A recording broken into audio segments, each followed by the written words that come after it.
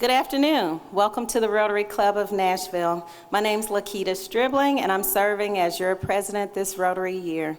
Please join me in the four-way test of the things we think, say, and do. First, is it the truth? Second, is it fair to all concerned? Third, will it build goodwill and better friendships? And fourth, will it be beneficial to all concerned? Thank you. Our thoughts and prayers are with the family of Rotarian Paul Kahn, who died last evening. Paul joined our Rotary Club in 1987. Paul built and owned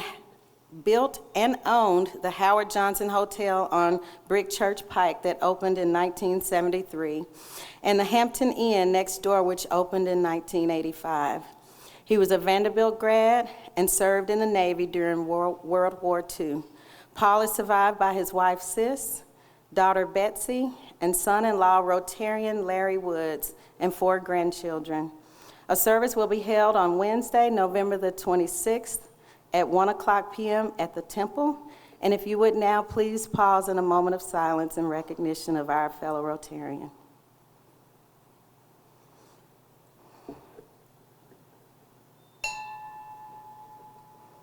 Virginia Clark will now bring us our invocation and pledge to the flag.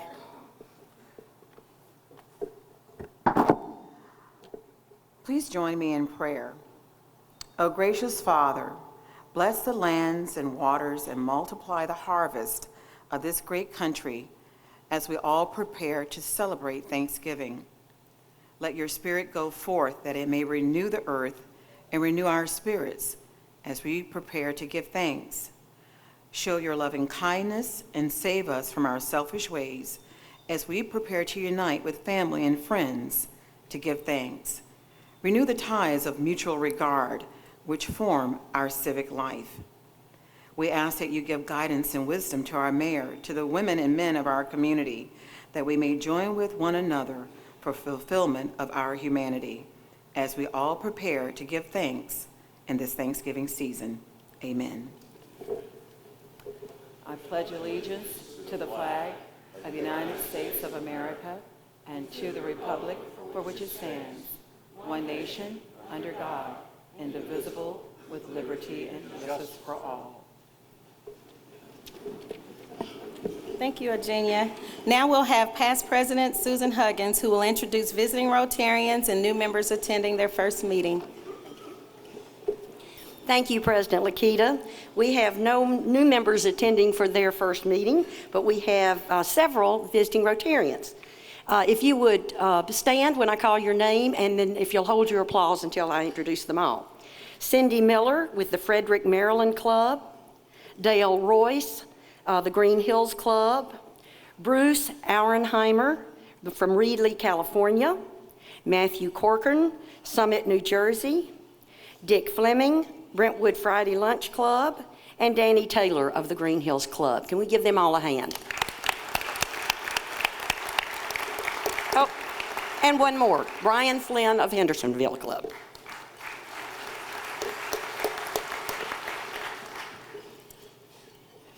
Past President Hill McAllister has an announcement for us. Good afternoon. The word for today is encourage. Encourage. I am encouraged by the actions of our current board and its leadership.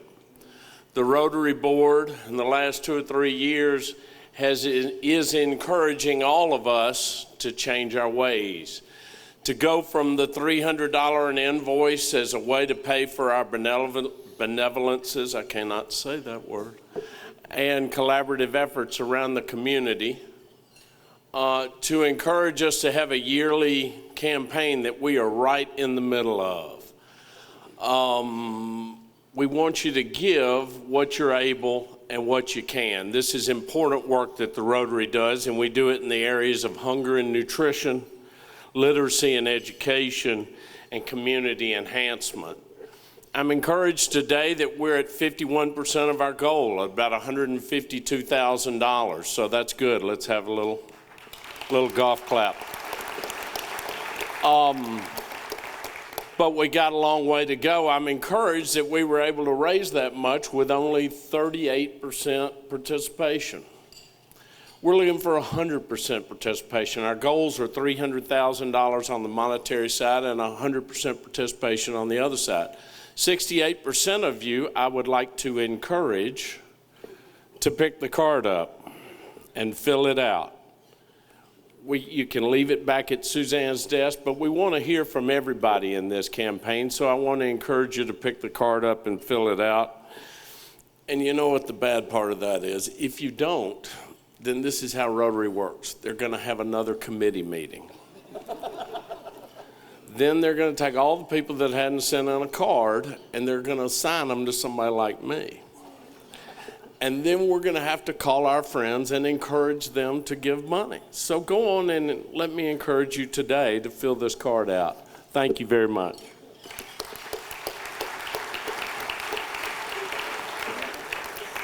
All right, well, I'm encouraged. Thank you, Hill. All right, Lauren Lane will now bring us our Feed the Need update.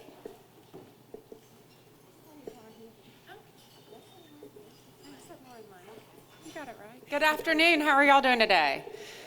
Good. Well, I am here and with great enthusiasm to remind you all that it is Feed the Need time, and we are very excited to get this project underway. This is our 13th year of partnering with Second Harvest and working to prepare food boxes for 1,200 recipient families within the Watkins Park Community Center community area. So I really encourage y'all, there are 3 dates for this that you need to put down on your calendars, and there are sign-ups at the front that Francis was manning.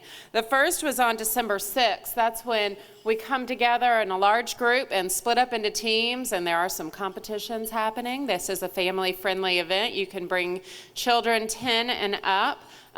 For sorting and preparing boxes that go off for shipping and for school programs and things like that, and also preparing our own boxes that we'll be taking out. And then on December 19th, we will be getting together to pack the perishable items that will be going out on December 20th.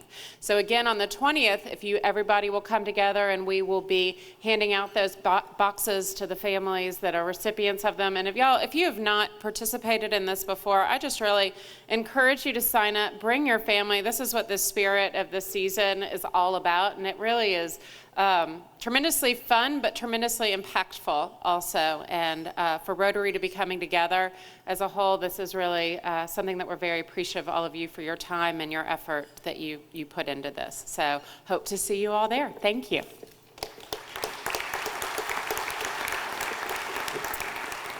And Phil Corwin has an announcement regarding a project to share with us. So Hill's discussion about the Nashville Rotary Service Trust is a great segue, so I get an opportunity to share with you some of the good work that one of the grants from the trust is doing. So earlier in the year, we submitted a grant to build chairs, desks, a dining room table, and ultimately plant some fruit trees that would generate revenue for the school. It's a school based in Haiti with 77 students, sits on 2 acres that were acquired after the earthquake, employs about 20 people. So I went down in October, follow up on our grant and see what was happening. So the school has 2 buildings. There was a project in 2010 taking 4 ocean containers, slammed them together, gutted the walls, and then built 4 classrooms plus a dining room out of it.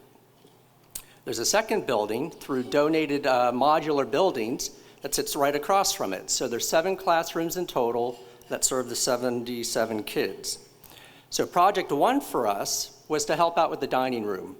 So there's a meal every day. For many of these kids, this is their major meal of the day, which they get at school at midday. But the dining room wasn't very comfortable or useful. There were a bunch of chairs and benches in the back, and so the kids kind of sat in a row. So the day before we arrived, the first table arrived. And so it completely changed the complexion of a meal, with the children eating across from each other. In the background there's the director of the school, and there'll be 3 more tables coming that can hold about 50% of the kids. The second piece we took on was to change the classroom setup. From the photo on my right, your left, sort of these pew-oriented looking tables with a very weak workplace for them with 3 kids. wasn't conducive to a good classroom environment. So our grant supported building individual desks and chairs that provides a much better classroom environment. What's interesting about a project like this is the economics. So we could have just brought tables and chairs down there and gave them to the school, but instead we provided the funds that then bought the wood, that hired a carpenter, so it provided an economic benefit. I think the best piece of the trip was the walk through the community where we saw where the kids lived and visited a couple of their homes. When we arrived in the community, though, we were quickly surrounded by 15 or 20 kids, and they all wanted to show us their homes, which was really wonderful. And in a couple cases, we went to the absolute surprise of their parents to just show up out of the blue. And so I just wanted to show you a photo of a couple of the kids. This is where the dollars from the grant are supporting kids to go to school. Your dollars have a real impact on these types of projects. So thank you for your support for the Service Trust, and thank you for your support for this project. There's a real good long-term opportunity for us to get more engaged with this particular school. Thank you.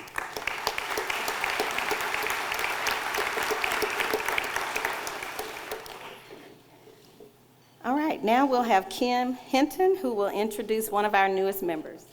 Thank you, Madam President. I know we want to be brief and get on so we can hear from our mayor, but in order to do this, I'm going to have audience participation, okay? It is my pleasure to introduce Pete Wooten as the newest member. Okay, now, I want to help everybody remember his name. If someone does something impressive, what do you say? Okay, so I'm going to read off things, and then you're going to say this and do it all because we're on TV, I think. Okay, so he's born in Florida. He went to Florida State, 29 years in banking, 21 with SunTrust in Atlanta, Knoxville, and here in Nashville. In 2007, he joined the New Avenue Bank. 2009, he became the director of the commercial banking. 2013, he ramped up to commercial bank executive. He's a previous Rotary member from Atlanta, so he's coming back to the fold. That's good. He's fully immersed in Nashville and leadership activities, Leadership Middle Tennessee class of 2013, American Heart Association, Transit Alliance, Junior Achievement, United Way, and he's on the board of Greenways for Nashville. Okay, last one. He's one lucky guy. He has time with his wife, Renata, and he has teenagers, Gabe and Camilla, right? And they're doing well, right? And his hobbies are travel, music, and surfing. So for Pete Wooten, I'd say on a scale of 1 to 10, he'd get a 10. Please welcome Pete Wooten.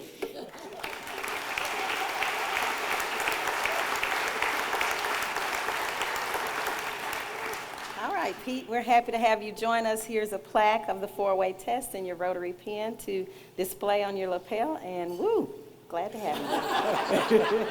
Welcome.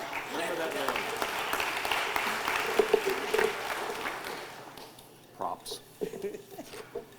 All right, now, Joyce Searcy, if you'll introduce our speaker and program. Thank you. Thank you, Madam President.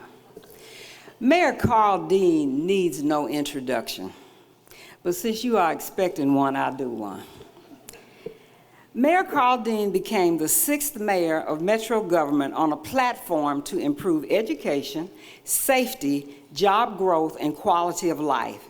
He was making good planned progress on his promises when in 2010 the unexpected happened. It rained and rained and rained, leaving behind a city in a pit of mud and muck, totaling over $1.5 billion in damage. Now, if one's response to tragedy is the true test of leadership and character, Mayor Dean passed the test and transformed a pit city into the It City. His ideas and innovation have brought us limitless libraries, a full-service DNA crime lab, job growth, and a new Music City Center. We walk more, ride bikes on new bike paths, and we all look forward to seeing Nashville on Nashville, the TV show. Yes, we have so much for which we can give thanks during this season. And today, please join me in giving thanks to Ann Davis in the back, who gave Carl Dean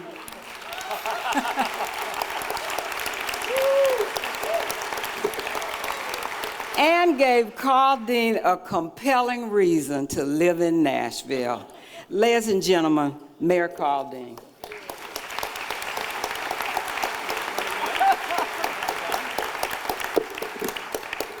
Well, thank you, Joyce, for that kind introduction. Thank you, Ann, for being here. I've enjoyed speaking to this group over the course of the past 7 years. When I was first elected in 2007, I came here about 3 weeks after I took office, and I talked about the need to build a new convention center.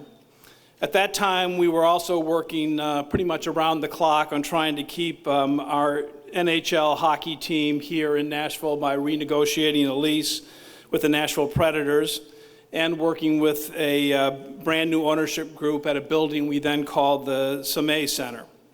7 years later, we still have some issues to work on, and I still love the job. The Music City Center, which we opened last year, is a beautiful building that allows us to host conventions we never could have handled in our old convention center. That means more people are visiting our city, spending more money here, and contributing sales tax revenue to help pay for the things we need in Davidson County. And there's no talk anymore about the Predators going anywhere, except hopefully to the Stanley Cup Finals. They seem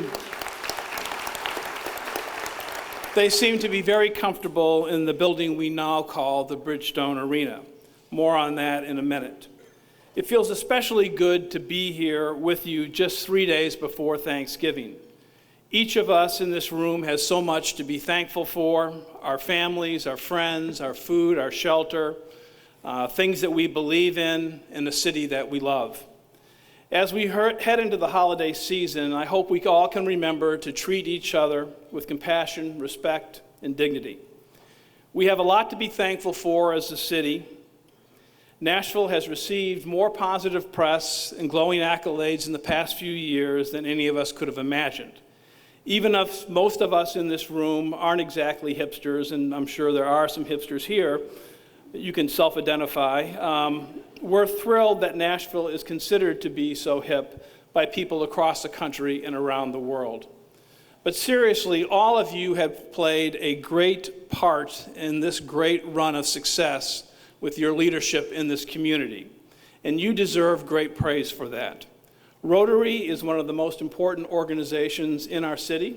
I learned today that this is the 8th largest Rotary in the world. Very, very commendable. And I thank you for everything that you do as individuals and as a group. We have had a lot of economic development news in the past year or so. UBS is here and planning over time to bring over 1,000 jobs downtown. Aramark is going to add 1,500 jobs on Nolensville Pike, and they're in the building. Warby Parker, which sells eyeglasses, is planning to open its first office outside of New York here, and that will bring another 250 jobs to Nashville. Service Source, Assurion, AIG are creating hundreds of jobs here as well. We have taken steps to incentivize job creation by small business too. If a small business adds 20 or more full-time workers in Davidson County and pays them a wage over the average for this region, that company can get a grant of $500 per job. This is the same structure we've used with larger businesses like UBS and HCA. In September in Nashville, our unemployment rate was 5.5%, nearly 2 points below the statewide average of 7.3%.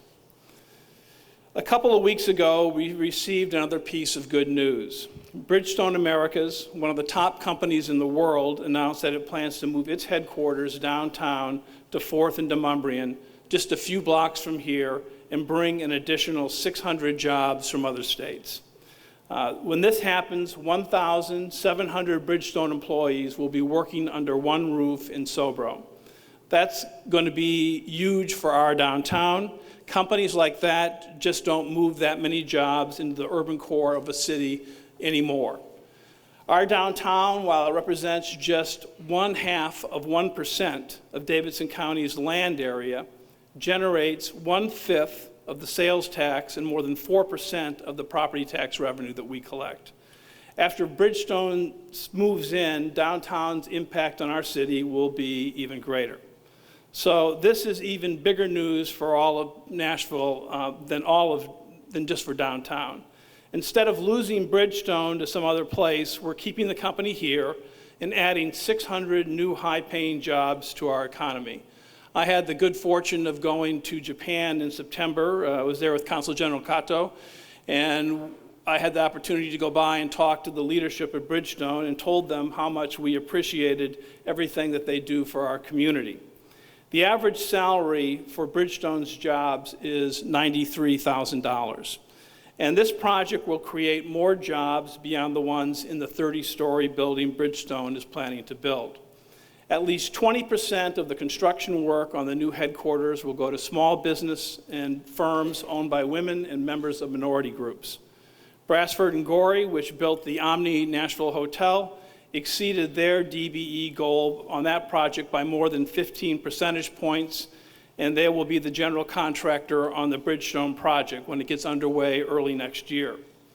More than 3,200 direct and indirect jobs will be created by Bridgestone's headquarters expansion, adding $240 million a year to the local economy, according to an economic impact study done by the University of Tennessee. That's $4.8 billion over 20 years. And with Bridgestone adding so many jobs here, the case we've been making for getting a direct flight from Nashville to Tokyo will be that much stronger. It won't happen soon, it won't happen overnight, but it's going to happen. And you couldn't ask for a better corporate citizen than Bridgestone. Over the past 4 years, they have given more than $4.2 million to sponsorships, charitable causes, and nonprofit partners in Nashville and Middle Tennessee. And when the Predators play hockey here, or when Paul McCartney plays a concert here, or the CMA Awards are held here, all of those things happen in the Bridgestone Arena. In fact, the Predators might not be playing in Nashville these days if Bridgestone hadn't stepped up big and bought the naming rights in 2010. Bridgestone also has committed to give $750,000 over the next 5 years to Metro schools to benefit our students through the Music Makes Us program. Music Makes Us has a simple but very powerful premise. Nashville is the best at music, so it should be the best at music education. Bridgestone's donation will help make the program an even bigger influence in our students' lives. So Bridgestone has invested quite a lot in Nashville, and we're proud to invest in them. A lot of other cities wanted Bridgestone to move out of Nashville, and we competed aggressively, and we won by offering a compelling reason for the company to stay here. We can't let a company like Bridgestone move away. They're like HCA, another excellent partner in so many of the causes that we believe in as a community. Look, I love baseball, and if you check the internet out today, there's some good news in baseball. For me. And I look at these companies, HCA, Bridgestone, they're like our superstars players that grew here in Nashville. And we're going to do everything we can to re-sign them before they hit free agency. As you know, I'm a Red Sox fan. That's where the good news is. And I'm not going to let future Hall of Famers leave Nashville and go sign with the Yankees. So now, we re-signed HCA by investing in them. Now HCA is building new headquarters in the North Gulch for its Sarah Cannon Research Institute and Parallon Business Solutions. Those facilities will hold 2,000 employees. 1,800 of those jobs will be new. The Metro Council supported investing in HCA. Now I'm asking for the council support again next month so we can keep Bridgestone here in Nashville as well. That would give us yet another reason to be thankful for many years to come. 10 or 15 years from now, I hope that many of the people working in that 30-story business at Bridgestone headquarters will be students who attended Metro schools. Every child in our schools should be capable of working for Bridgestone and many other great companies that call Nashville home. But we haven't been giving all of our students that chance, and some of our schools are clearly failing. They've landed on the state's list for priority schools for a reason, and we can't ignore it. A priority school is in the bottom 5% of the entire state for academic achievement. We can't let our students in those schools slip away. At Kirkpatrick Elementary, just 14.5% of third graders were reading at or above grade level when they were tested last spring. That's 1 out of every 7 children performing the way they should be. And Kirkpatrick has never been above 22% in the past 5 years. The numbers are similar at Inglewood Elementary. Just 19.6% of its third graders could read at or above grade level last spring. And again, this problem didn't just start last year. A third grader gets 1 shot at third grade. We have to make sure it counts. We have to make sure that every year is a building block, not a stumbling block in the child's future. We can't waste time before we make Kirkpatrick, Inglewood, and all the other 15 priority schools in total better. We spent the past 7 years working to build an education reform movement here in Nashville. Many of you have embraced reform and helped lead the way in making it a permanent part of the landscape here. I remember very fondly coming here and making the announcement that we were negotiating with Teach for America to come to Nashville. Made the announcement right here. Asked for a couple $1 million, and we got it. And I thank you for that. This organization has always been interested in moving publication forward. Reform has paid off in many ways. The results achieved by some of Metro's charter schools are extremely impressive. Take STEM Prep Academy, for example. STEM has excelled over the past 3 years on Metro School's academic performance framework, which looks not only at test scores, but also at students' academic growth and school climate based on survey results. While 44% of Metro students and 52% of the state students are at or above grade level in math, 75% of STEM students are performing at or above grade level. STEM students also are outperforming in language arts. So your question is, what percentage of STEM students do you think are economically disadvantaged? Is it 15%? Is it 20%? Actually, the answer is 84.3%. And English was not the first language for 82% of STEM students. They've done a remarkable job. And with us today is Christian McGrainer, who is the Executive Director of STEM. Christian, if you could stand, and thank you for what you do.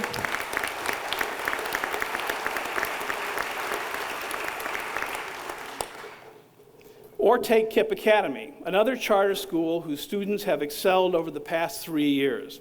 When last year's KIPP fifth graders started school, just 21% of them were at or above grade level in reading. That percentage more than tripled to 69% by the time they took the TCAP test last spring. More than 91% of KIPP students were economically disadvantaged, and 14% of them had a disability. Then there's Liberty Collegiate Academy, a charter school where 78.5% of the students are economically disadvantaged, 8.4% are English learners, and 9.7% have disabilities. Liberty had the highest 3-year composite growth of all Metro middle schools. STEM, KIPP, Liberty, and other charter schools have shown that all students can learn. There are real challenges in education that go beyond the classroom, no doubt. But we can't let those challenges be excuses. And the excuses aren't about what the kids do. The excuses are about us and what we do. We have kids, as I say, we know where they rank, we know they're on this list, and we need to do something, and we need to do it soon. And don't get me wrong about this. Charter schools aren't the only schools that are doing well. Some of our Metro traditional schools have proved this point very well. At Granbury Elementary School, more than 40% of the students are economically disadvantaged, nearly 15% are English learners, and more than 10% have disabilities. But the percentage of Granbury students with disabilities who are at or above grade level in reading is more than 2 times as high as the state average. and the percentage of English learners who are at or above grade level in reading is nearly twice as high. It's the quality of the school that matters, not the type of school. If what happens in the classroom, not the label on the school or the management structure. What matters is accountability to ensure that schools either perform the way they should or find new ways to teach students. What matters is that we keep giving students and families choices. Charter schools have proven time and again that they can give students a chance to succeed where it didn't exist before. Look at what happened in, let me first introduce Chad High, who was the principal of Granbury Elementary. Chad, thank you for being here. If you could stand, thank you for your great work. Look for a moment at what happened in 3 years at Cameron Middle School. In 2010, Cameron was one of the district's lowest performing middle schools. Metro Schools made the courageous decision to hand over management of the school to Lead Public Schools, which converted it to Cameron College Prep, a public charter school. In just 3 years, Cameron undertook a conversion that went far beyond just a label on the school. Once chronically low performing, it is now recognized this year as one of the fastest improving schools in the state. Did they do it with a less challenging set of students? No. Cameron College Prep is a zoned enrollment school. 94% of the students are economically disadvantaged. More than 30% are English language learners, with 70% speaking a language other than English in their homes, and 10% have disabilities. Same building, same students, a much brighter future, and that is a wonderful thing. And Chris Reynolds, the CEO of LEAD, is here. Chris, if you could stand and let us thank you for what you do for our city.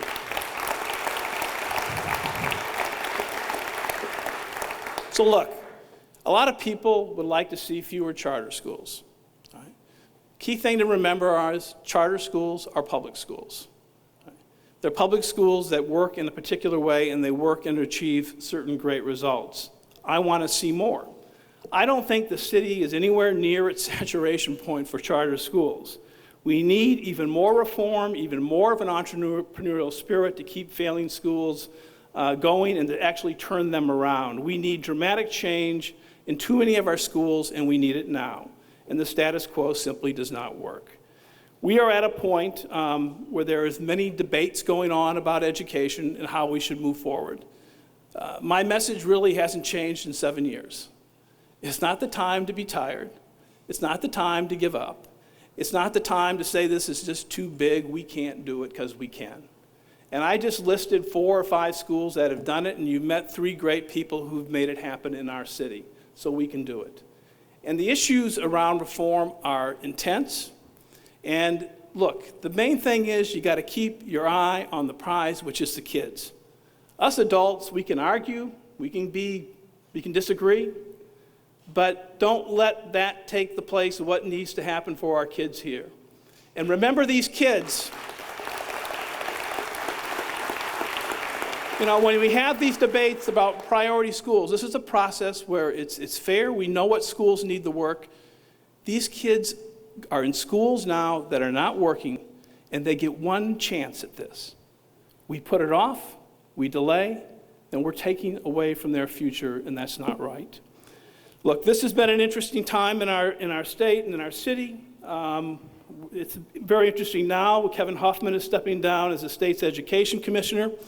I'm very much aware that he's had his critics, but I would feel terrible if I didn't leave here by saying thank you to him. Thank you for being, I think, an excellent commissioner, somebody who wasn't really afraid of doing his job, somebody who wasn't afraid of moving the ball. And I hope and I know that Governor Haslam will find just the right person to continue the effort. We can't stop working for reform and improvement. We got to keep putting our shoulder to the rock and pushing it up the hill. To do anything else would be irresponsible. Our students deserve better.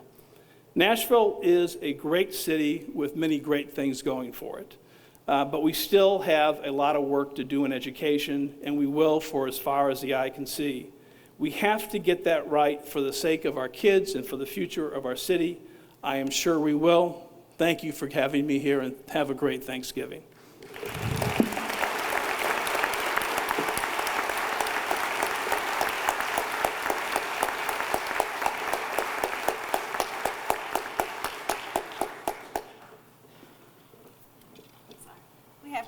few questions.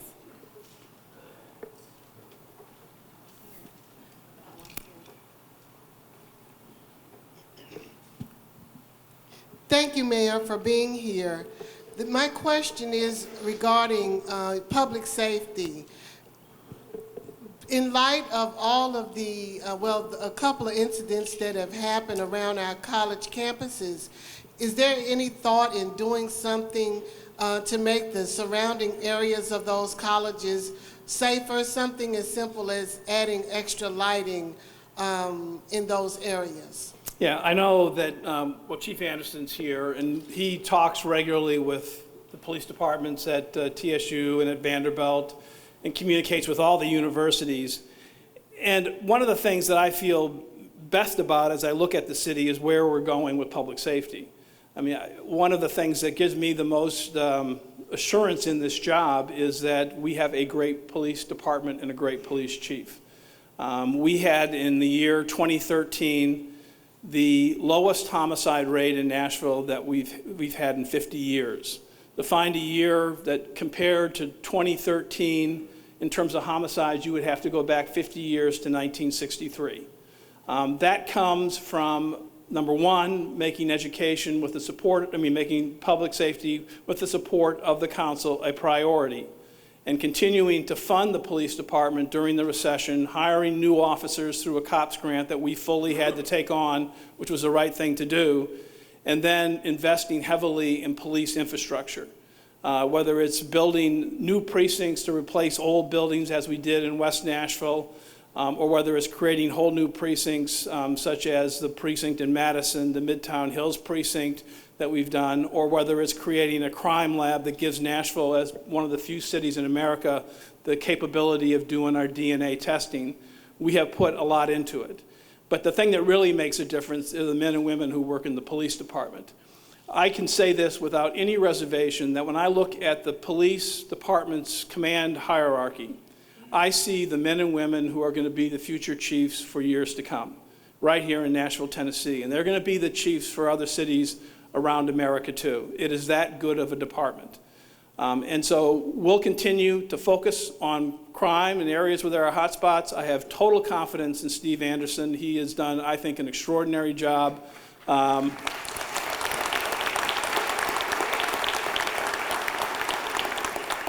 And we'll continue to work to get crime down. It has been,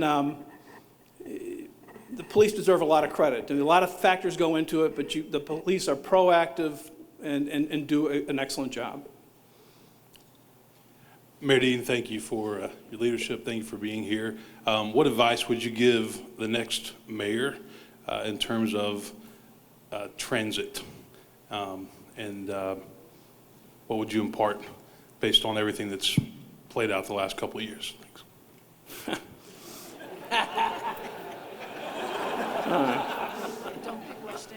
Well, I think, clearly, if I had to, you say, what are the two biggest challenges facing Nashville? Education's number one.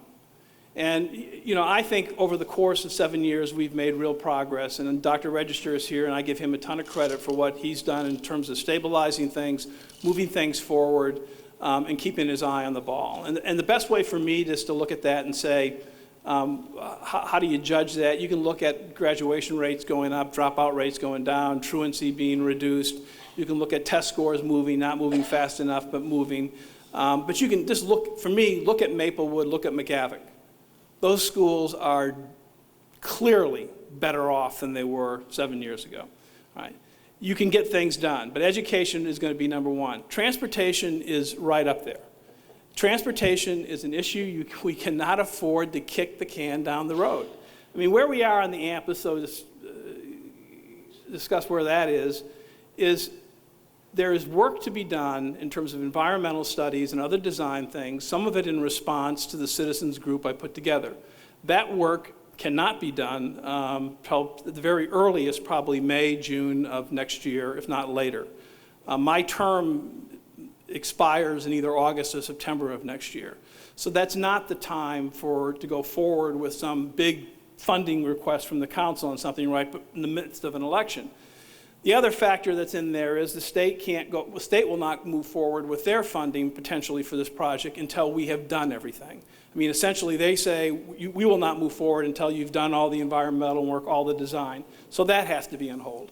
And then you got the whole federal process, which is a whole other story, where I don't know whether they'll pass a budget ever, other than a continuation, but I really don't know that. And I don't think that it's realistic to say that federal money, even though we're in the president's budget and we've been offered the money to make this project work, will be available during the time that I'm mayor. I mean, they may not do a budget for the next couple of years that's anything creative.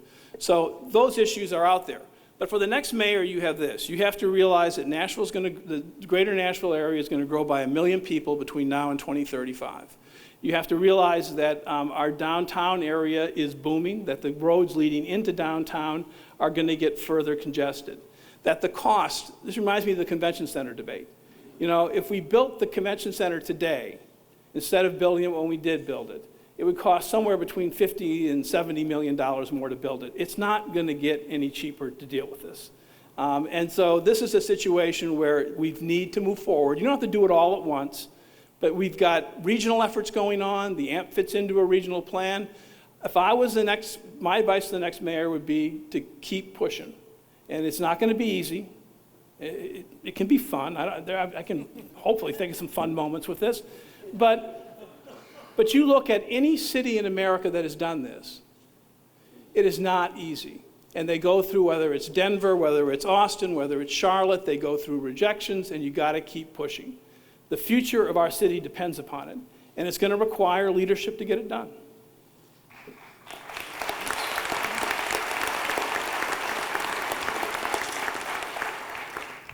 Mayor, one of the areas in which Tennessee has been a leader, or at least been closely observed by a lot of states over the last decade, is the setting of standards, or very much the raising of standards. And we saw an election recently in which criticism of Common Core standards was very prominent. And there seems to be a move in the legislature to reopen that debate. Do you have a concern that the raising of standards in Tennessee is going to be diluted going forward? Yeah, I have a concern. I think it's a good question. You know, one of the great things that Governor Bredesen did, and this took a lot of courage, under the diploma project, he said, we're no longer going to measure our students below the rest of the country. We're going to measure our students at the level where everybody else is. It's sort of false advertising to say that we were succeeding at everything when our standards were low. So he elevated the standards. And that took courage, because it's painful to go through a process where you learn that you're not doing as well as you thought you were doing. And that was a big step in the history of education in Tennessee. The Common Core essentially does the same thing. It has been fairly interesting to watch how the Common Core has become this political football. I mean, it has been, you know, people affiliate it with Obama when it's not really the president's program. It's something that came from the governors. It's really a state-created thing. But if you have any qualms about being supportive of it, know this. This is how I feel very comfortable supporting it. People on the far right are against it. Democrats on the left are against it. Pretty good not to be with them and being somewhere in the middle. So I would be for it. That's where I'd be.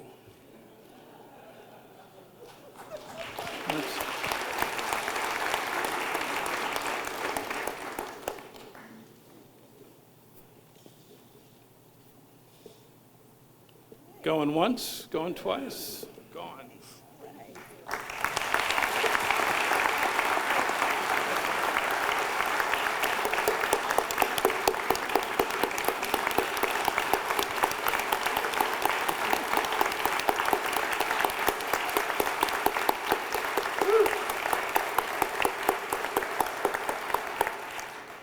Well, thank you so much, Mayor Dean, for taking the time to be with us and to give us an update of all the great things that are going on in our city, and we appreciate you for that. Rotarians all across the world are very proud of one thing in particular that we do, and it's our work to eradicate polio around the world, and we're almost there.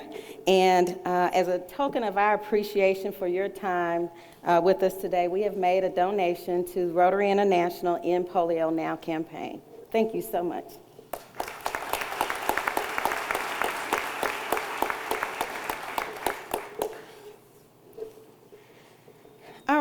we have Governor Bill Haslam here next Monday, so please be here to hear what new and exciting things are going on in our state. On December the 8th, we have Andrew Marinis, author of Strong Inside, Perry Wallace and the Collision of Race and Sports in the South. And then on December the 15th, we have Bart Urbison, who's the executive director of the National Association of Songwriters, and he's also a songwriter, so that ought to be fun as well. I want to, as you're leaving today, first of all, I'm encouraged, and I've been left inspired as well, so I hope you have been as well. If you will fill out that pledge card and leave it at the back door, we'd be very happy and motivated by that action. Also, thank you for being here in general. Have a great and safe Thanksgiving holiday, and we'll see you back here next Monday. Thank you.